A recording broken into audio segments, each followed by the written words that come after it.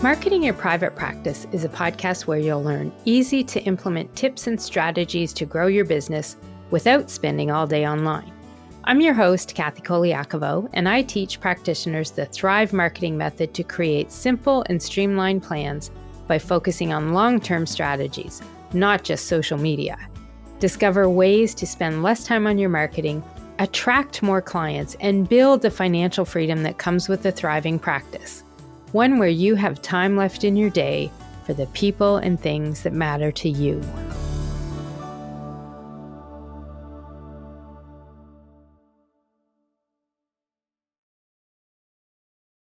Hey, private practice heroes. Thanks for tuning into the podcast today. I'm your host, Kathy Colaiacovo, and today we're doing a follow-up lesson to the one from last week where we were talking about the most overlooked website page that practice owners and service providers have on their website, your About page. Today, what I'm going to do is share with you a framework to creating content for an About page that will help you avoid those 5 mistakes that we were talking about last week. Now, if you aren't sure what those were and you didn't listen to that episode, you may want to pop back there and listen to that. It is episode 127, and you can find it at marketingyourprivatepractice.com/127. The goal with this framework that I want to share today is to give you a way to plan the content on your About page in such a way that it will help more people visiting that page book a discovery call and ideally convert those discovery calls into client bookings as well. So this is one episode that you may want to pay attention to the 5 items that we're going to talk about in the framework. So I will have a recap of each one of those on the show notes page for this episode, which I will have in the notes below wherever you're listening to the podcast today. Now, before we get into the framework, I want to do a quick recap of the 5 mistakes that people do make typically when it comes to the About page on their website. These are the ones that we covered last week. The first one is 100% underestimating the power that page has in helping you get more clients. The second one is random planning of the content for your About page. And that's one I've been guilty of. I had a good page at one point, but I know I've updated it over time just by popping in and making quick updates. And that's not the ideal way to do it.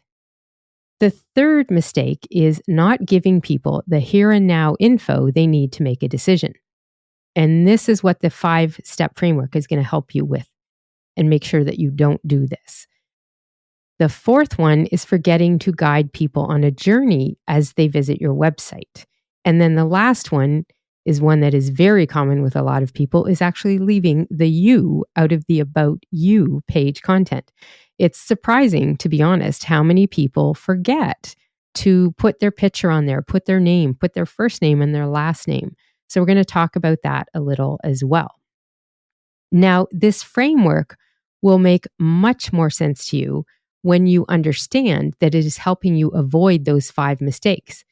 Because ultimately, you want to be sure as the CEO of your practice, of your business, that you are doing everything you can to make sure that every page, frankly, on your website can help you convert those website visitors into leads or clients. So we are looking for them to either book a discovery call, sign up for a lead magnet, send you an email and contact you for whatever reason, or straight up hit a button to book an appointment, to book a service and pay for it right there and then. So you will avoid these 5 mistakes almost 100% by taking the time to plan out the content on that About page. And for me, I always like a step-by-step format, structured format, whatever you want to call it. And I do think it's important that you plan this page as pointedly and as strategically as you would a home page or a landing page or a sales page, because every page on your website has a goal and a purpose behind what you're putting on it. So planning what you're going to put there as content will help you achieve the goals that you have for those pages.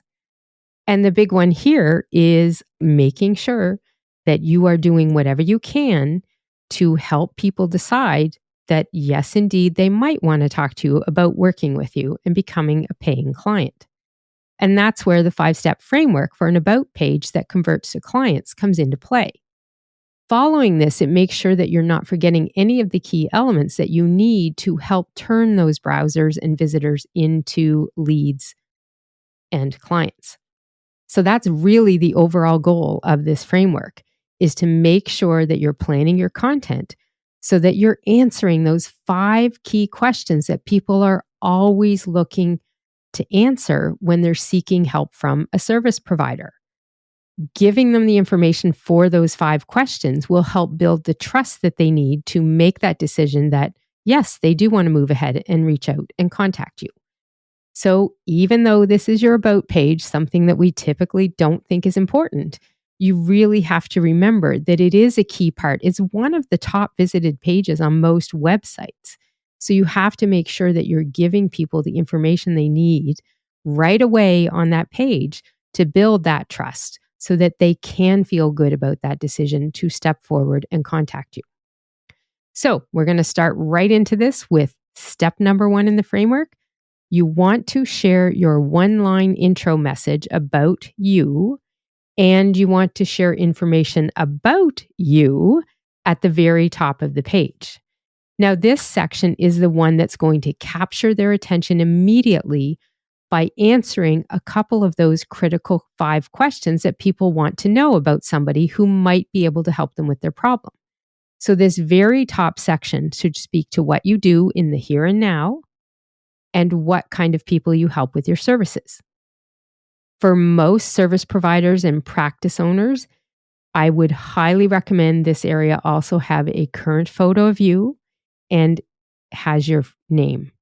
And I mean your first name and your last name. People need to know who you are. If someone referred them to you, they want to make sure that you're the person they sent them to go visit.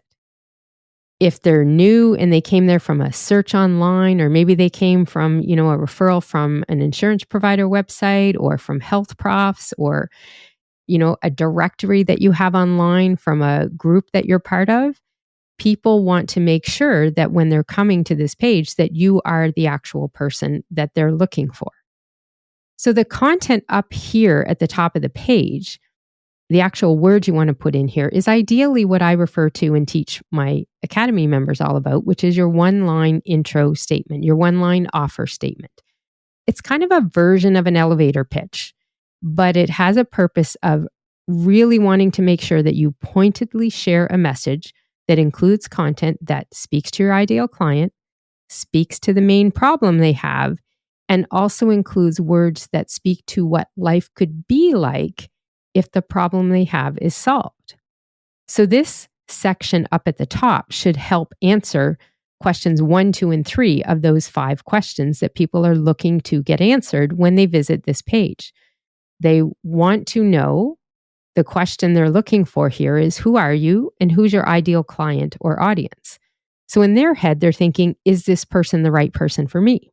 They have a big problem. And they want to know that you understand what their number 1 problem is. So that's the second question you have to cover here.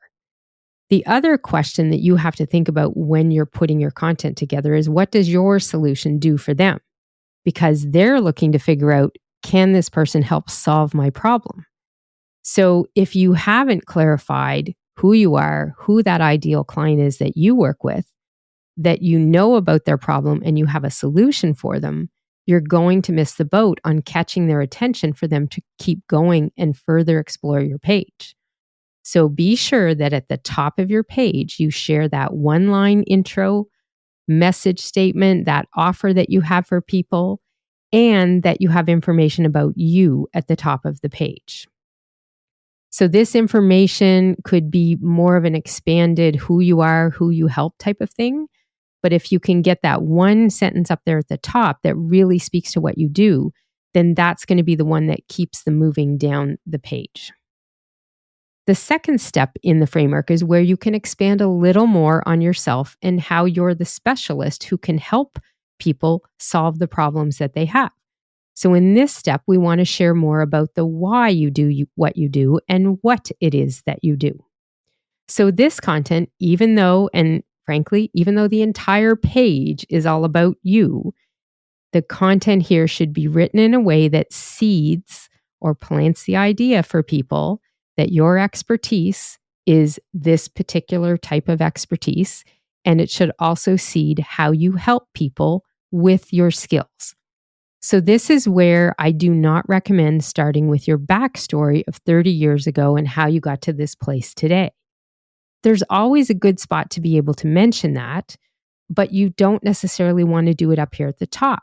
People want your help today. So up here, you want to share what it is that you do, and you can tell some of that backstory later on. You can also add a bit in here about your missions or your values here. Not necessarily as a full list, but within the story that you're trying to tell people about who you are and the why about what you do. If you have a really connected and very relevant backstory to your reason for being in business, and a lot of us do, then that's where you could introduce it here. But I want to caution you, if it is a long story, I want you to really think about, should it actually have its own page on your website, and you link to that page from here so they can learn more about your story. The content here is often content where you're going to talk about the type of services you offer, your specialties. You might mention that you have free discovery calls, how people work with you. It's just a real natural way for you to expand on the services you offer and how you work with people, because that's going to help answer the fourth question that the content on your page needs to answer for visitors. So you want to make sure they're going to know what kind of help that you offer, what kind of help they're going to get, because they're going to want to know, how do you help people? How do you deliver this solution that you're talking about? So as you talk about your story and your mission and your vision, you want to make sure that you're including content about your services. That is what's going to help people understand that you have these types of services, and that's what you offer your clients. What you offer them is services that they buy from you. But before they buy it, they're going to want to trust you as well. And that's why we've got this whole layout and this framework to this page that you're putting together for your About page. So the third step in the framework here is where you're going to build the trust in your expertise. And you're going to want to give them some information that supports your expertise, your specialty, your experience. But you also want to make sure you balance how you present this too. So some examples of this is where you might list out your education or your background or your credentials. You may want to sprinkle in at some point here some of the images or logos that might support some of that education in the background. You also can include here some sprinkles, not a ton, and don't overpower the page with content, but sprinkling in some client testimonials or other forms of social proof is really good here as well. So this is why I say you want to balance how you present it. You don't want to put so much technical jargon here that people don't understand it. And this, though, is the area where you want to think about what elements of your expertise, of your background, of your credentials are more important to that potential client visiting your website than they are to you. And this is really challenging for me to sometimes talk about with members in my programs and clients, especially for folks who've done a lot of education, who come with a lot of background, who have done a ton of hard work and taken years even to get the credentials and the training for what they do.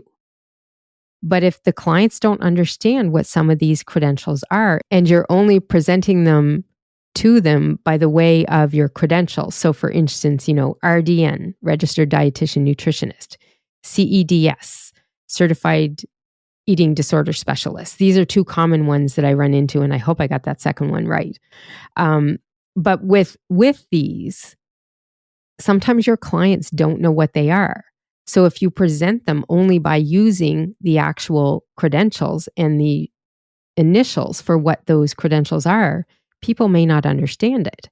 But if you said registered dietitian nutritionist and put it out there in that way, they're going to be able to capture that and understand it without having to do any deciphering or explanation in their brain to see what it means. So you also want to make sure that how you put them in there showcases what they are specifically, more than just using the jargon, using the initials for the credentials. So in this case, RDN is much more common out there. A lot of people will probably get what it is, but there are still lots of people who don't understand that means registered dietitian nutritionist. So when they're Googling and looking help for a dietitian, unless they're in the know, most people are actually going to use the word registered dietitian near me, nutritionist near me. They're not often going to type in RD or RDN. So if all you have on the page is that, number one, you're skipping the boat on what you could be telling the search engines to find on your page. But you're also making sure that it's a little bit harder for people to understand what your expertise is. So I would always suggest write out what your credentials might be, what your training might be, and then somewhere else you could always indicate, put your name and then your initials, comma, RDN, CEDS, whatever it might be that you have after it, because there's lots of things that people will have there. But you want to make sure that how you position this content, that you are putting it out there in a way that it's easy for people to take it in as they're reading and going down, and that it's not so technical looking or so abbreviated with initials only that the average person cannot figure out what your specialty or training is. The other thing that I talk about here is the balance of them. So I do believe you want to make sure that you're putting the things that are important or eye-catching to clients first in the list, because that's going to also help people pull in, and as they're skimming the page, they take it in and they can keep on reading. Now, I have a really great example of this from one of my Thrive Coaching Circle members, Dr. Lori Schubert. And Lori and I have worked together for many years, and she is the owner of nutritionheartbeat.com. Now, Lori is a registered dietitian nutritionist. She's also a national board certified health and wellness coach. She has a PhD. She's a certified specialist in sports dietetics. She is Safe Sport trained, and she has recently added a couple things to her portfolio. She has also done some training, and through that, she is in a volunteer position and is the chair for the Medical Health and Wellness Committee of USA Ninjas. So she has some specialty training with this, and she's got this particular role as part of that association. And I did have to update this part for my podcast. She just got word that she has passed, after her hard work on this, a lot of hard work, and she now has a diploma in sports nutrition from the International Olympic Committee, the IOC. So now I'm not trying to make light of her training or belittle anything that she's done, but if you think about that list, what are some of the things that will stand out when you talk to a client about them? For me and the others in our coaching circle, when she shared this recently, the ninja statement and the IOC statement both stood out a lot more than, frankly, her PhD, her RDN, all of the other things. They are very recognizable names, or they have that perception of a higher weighted value of her credentials than some other ones, even though what really was the most challenging and the most difficult for her to get may not be the one that is the most attractive or recognizable or having that instant recognition of social proof of her expertise. So even if I don't know what the chair for medical health and wellness does on the committee for USA Ninjas, the title sounds very impressive and the words speak volumes. The same with the IOC diploma. I didn't know exactly what that meant, but I knew IOC stood for International Olympic Committee. And I believe this gives her, and she'll probably have to correct me later, but it gives her some special ability or status or training to be able to work with Olympic athletes as a dietitian nutritionist. Now, I'm not sure about that. I'll have to make sure she definitely clarifies that with me. But if you think about someone coming to her website, she very obviously works with a lot of athletes. So when they come to her website and they see all of her credentials, so when we're looking at this section where you're listing your experience, your education, your background, your credentials, what is going to attract the attention most for a lot of athletes who would be her type of client would be the IOC diploma and would be the chair of the committee for USA Ninjas.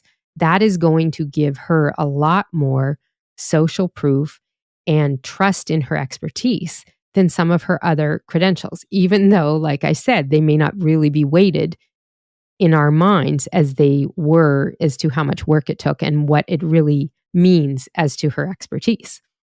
But that's why the order, the balance in which you present your credentials can be really important to the type of people visiting your page and how you put it out there to them. Building the trust is the key thing you're trying to do. So you've got to make sure you position your content in such a way that it is helping stop that scroll and making people want to read the details versus skimming the details.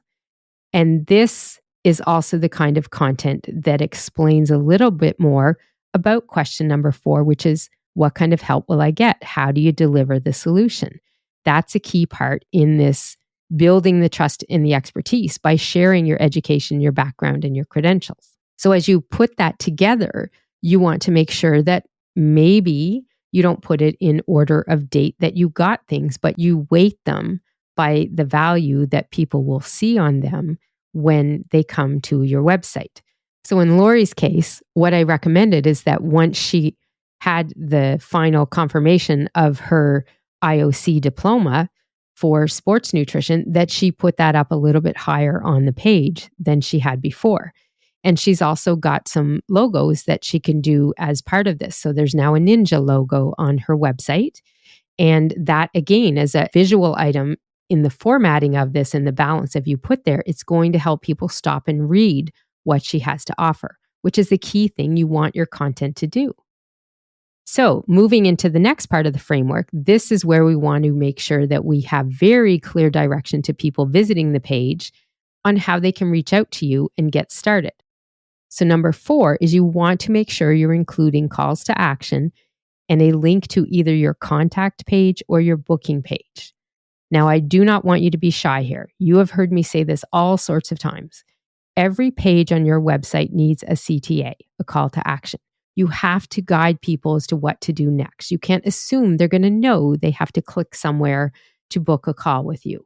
So calls to action are how you make sure they do know exactly what they need to do to take the next step. Now, if you're not sure about this, I do have an episode on the podcast about calls to action. And the podcast title was called The One Element Every Page on Your Website Needs to Get Clients. It's episode 81, and I'll have a link to that in the show notes. But surprisingly, people do in fact forget to tell their audience visiting their website all the time how to take the next step, which is why I did that episode in the first place, because you need to understand how critical those calls to action, that guidance to click here to do this, click here to get this info. It is really important, and it helps you book new consults and clients. The most important one on your About page is actually going to be that CTA to book a call with you and get on your calendar, whether it's a free 15-minute, a free 30 minutes. And hey, you might not have any free ones, and the next step that they might have to take is booking a session and paying for it. But if you don't have any CTAs on this page and you're not saying that that's how they can get started, you're skipping that big question that they want to know is, if they get to the point where they're like, I do think this person could help me, how do I get connected with them and start? Those CTAs will tell them exactly what they need to do. The other thing that I'm going to just say here is, please make darn sure your contact page is working and that people can book those calls. If you don't test that contact page on a monthly basis, please start now. Start today. Go to your contact page, fill out the form, and test and send yourself a message. If it's not working, you can do everything you want with the content on your About page, but if they can't contact you and it doesn't work, it's going to be pointless. I did a free marketing review that aired a couple weeks ago, episode 126. And when Katie and I reviewed her website to see what might be going on and why people weren't converting and booking calls with her, it was actually because there was a button on her contact page to book calls and it wasn't working. It happens all the time. And that's why doing those monthly checks is so important. And these CTAs do work. You want to put them on there. You want to be able to ensure that people know exactly when they're visiting a website and they have that thought, oh, I want to work with this person. I want to ask them some questions. I want to talk to them. Give them a very clear CTA on how to do this. When you have that clarity in your calls to action, more people will in fact take action. Now, calls to action on about pages are very important. They have a ranking too for me. The most important one is getting them to reach out to you. But there are other ways that you can include calls to action and links on your about page too. And this is the fifth element in this framework for an about page that converts to clients. You want to include links and calls to action on other pages on your website as well. People may want more details. Not everybody is ready to book a call and get started. So having some alternative CTAs and some options to gather more info on this page is very critical to helping people connect with you and learn more. If they've gone through the page and they're not quite sure that you're the person to help them, then maybe you want to have a link to your services page where you talk about the different services you have. Maybe when you're mentioning that if they want to get started to book an appointment, that you also suggest and have a link to your appointments and policies page because they could get more details there. And on that page, you definitely want to have a CTA to book a call with you, okay? You could even link to your free lead magnet, or you could link to specific blog articles if they're relevant to something you mention as you're telling your story about you on this page. These links not only continue the path and the journey you're sending people on, they also give them an alternative to that final path of booking a call if they're not ready. And here's the thing, the longer people stay on your website, the more attention your domain and your website are going to get from the search engines. Those search engines register this information, especially if you have Google Analytics set up. Then Google, one of the bigger search engines out there, will be registering that info. And if they notice people visiting your website and then they're clicking links to other pages and they're staying on other pages and then they're staying longer on your website and then maybe they click to another one, well, that behavior tells the search engines your website is an informative place for people. They're clicking about, they're reading information, they're visiting longer. That is a sign to the search engines to send more online searchers to your website if they're Googling or searching for information about your main topic, about your services, about the fact that you're a virtual assistant that will help people with client care and bookkeeping support. Or if you're a dietitian who specializes in working with people with eating disorders, or if you're a psychologist or a clinician who helps people with anxiety or postpartum depression, whatever it might be, your services are keywords for people looking online. So if you have people visiting and they're exploring your website and following this path that you're making with links and calls to action to other pages, it really does help the search engines find you more and boost your visibility with them. Now, that is an entirely other different lesson on search engine visibility and optimization. But just know that if you can lead people from page to page on your website, and if the pages you send them to all have a way that they could book a call or it all makes sense on the path you're putting them on, it is going to help you in many ways. One, that person visiting may decide, okay, I've got what I need now. I'm going to reach out to them. But also at the same time, you're helping the search engines find you and know you're there as well. And those are the 5 steps in this framework that will help you create content that converts to more clients on your About page. Your action steps from this lesson today is to go out to your website and review your About page. Does the content answer those critical 5 questions? If not, then you want to follow this framework to create some new content and organize your About page so that it does answer those 5 questions and builds the trust in you so that visitors will feel good about reaching out and booking a call from you. And they know how to do that because you've created this path for them and you've given them the calls to action to know how to do that. So just as a quick review of the 5 steps in this framework, number 1, you want to ensure that at the very top of the page, you're sharing that one-line intro message you have. Underneath that, you want to include a little bit more about the why of what you do, the services that you offer, how it helps people with their problems. Remember, keep that in the here and now for this part up at the top of the page.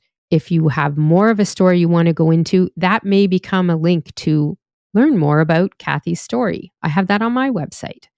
That information isn't as helpful on my About page as it is on its own page. So just remember that when you're sharing a little bit more about what you do for people and why you do it as well. Make sure that you add information in about your expertise, your credentials, your training that helps build the trust in what you have to offer, and balance how you present it on the page as well. Think about catching people's attention with the sexy stuff that's up there, the stuff that they're going to recognize instantly, which may not always balance with what you think is the most important part of it. The thing here is, remember, we're trying to catch people's attention and keep them going through the information and taking that action to reach out. So don't get your feelings hurt if it's not as important about your PhD as it might be about your IOC nutrition diploma, using Lori's example there. The fourth thing is you want to make sure you're having some sort of call to action to take that next step with you. So you either have link to click to the contact page or the booking page, whatever it might be. And then the last thing is you want to make sure you're including links and calls to action to other pages on your website as well. When you talk about your nutrition counseling services or your counseling services or your coaching services, you can always have a link to the services page where you describe more about those actual services. Those are internal links as well. They're links where people can go to that page and get more information about the services. And because you've paid attention to me here, you know that you should have some calls to action on that page as well. Every page needs a call to action on your website. So putting these in place, the thing that is most important here now is that you want to make sure that as you make these changes, you have an understanding of what kind of traffic and what kind of bookings that you're getting now, so that you can also make sure that you track the changes that happen after you go and update the content here. So as you go and update that, make sure you get a baseline of, know how many times have clients been reaching out to you of the last 6 months? How many came to you from a contact form on your website because you got an email about it? You can look at those numbers. There's ways you can track this. You can look at what kind of traffic you've had on the About page from your analytics. And then once you make the changes, you want to review all of this, a month, 2 months, 3 months down the road to see if it's making a difference. But if you don't have the baseline, you won't know if it did make a difference. And if you're stuck on doing this, if you are not sure how to make these changes or even just figuring out your one-line intro statement or your message, I'm here to help you. I can do more than just give you the information here on the podcast. I do offer people a free marketing review with me. It does become an episode of my podcast, but it will also get you moving forward and give you some help to make sure that you're taking the steps that you need to take to define that one-line intro offer statement or message or whatever other marketing roadblock you might be having. In those free marketing reviews, basically we look at whatever's stopping you now. So we could look at your About page here. We could determine where you're missing some of these key elements in this framework and help get you started with some of the initial changes and messaging that will ensure you can go in and update your About page to do a better job of converting your visitors into clients. So if you want to book one of those with me, you can find the link in the show notes wherever you're listening to this episode. You can also just click to pepperitmarketing.com/review, and that's where you can book a session with me. And that is it. That is all I have for you today, folks. This is Kathy Colaiacovo saying thanks for tuning into this episode of the Marketing Your Private Practice podcast.